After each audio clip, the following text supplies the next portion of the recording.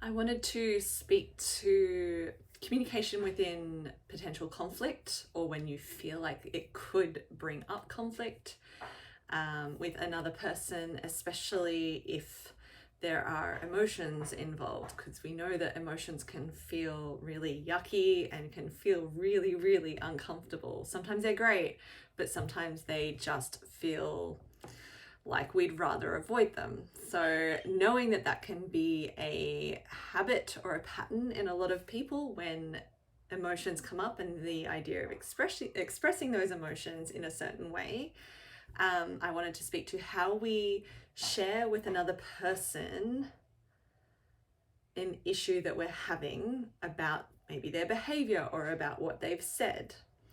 So instead of blaming the other person and saying you did this, it's really simple. So instead of saying you did this, it's speaking from your experience.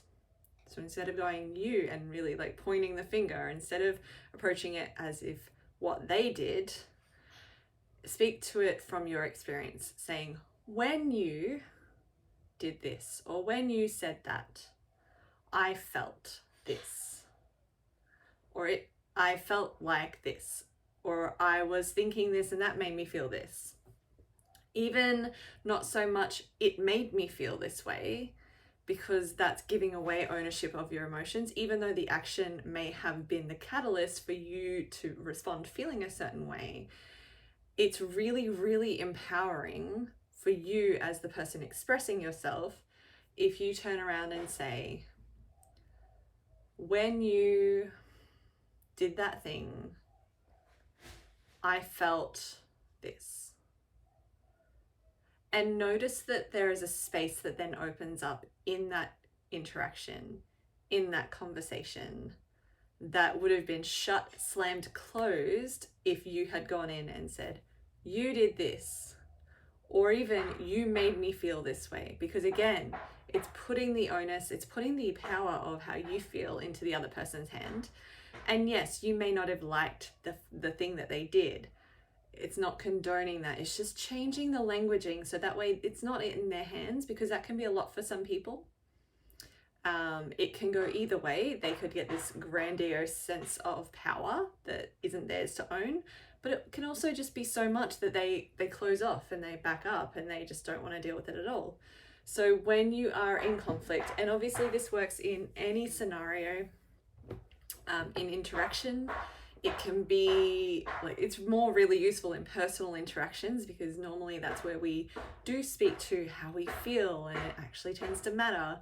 But I like to bring it in as a norm in things like the workplace, rather than avoiding conversations around how we are feeling, actually relating to each other. And that's an emotional intelligence practice in itself, is learning to communicate and connect with each other, especially in the workplace, when we are feeling something about events that happened. So if you're speaking to your manager and your workplace has just gone through a restructure, if you wanted to speak honestly to them and they've asked, you could say, hey, yeah, when this restructure happened and there wasn't a lot of communication about what was actually going on, it made me feel, see, even just picking up on myself, then you could say, I felt, not it made me feel.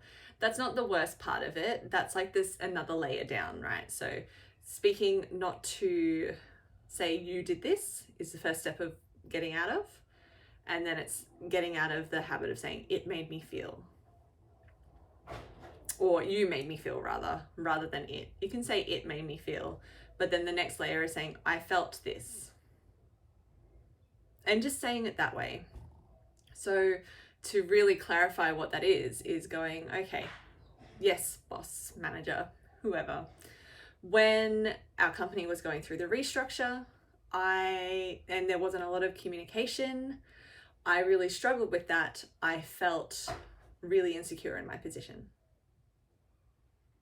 You don't even need to say it made me feel, because you're explaining the scenario, the overall scenario, and then turning around and saying, this was what I was feeling. And it's ownership of wherever your feelings are coming from, wherever there is a trigger or even if it's not a trigger, even if it's really, really legit and based on something, it just is so much simpler for the other person to hear, and it keeps everything open for maybe a solution or maybe a better or newer way forward, rather than the slamming shut that blame can bring.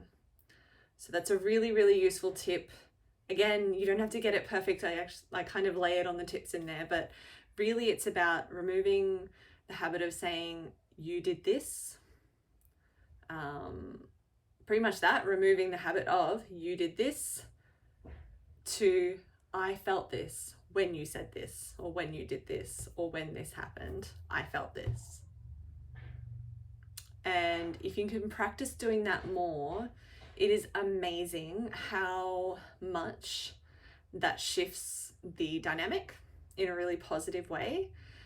It shifts the dynamic because whether consciously or unconsciously, the other person doesn't feel the weight of needing to meet your needs that you're not meeting yourself.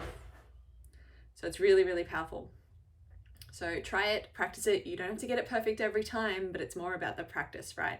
It's more about slowly implementing that. And you'll notice as well, the more you start to use that languaging, the more the people around you will potentially unconsciously pick up on that and use it as well.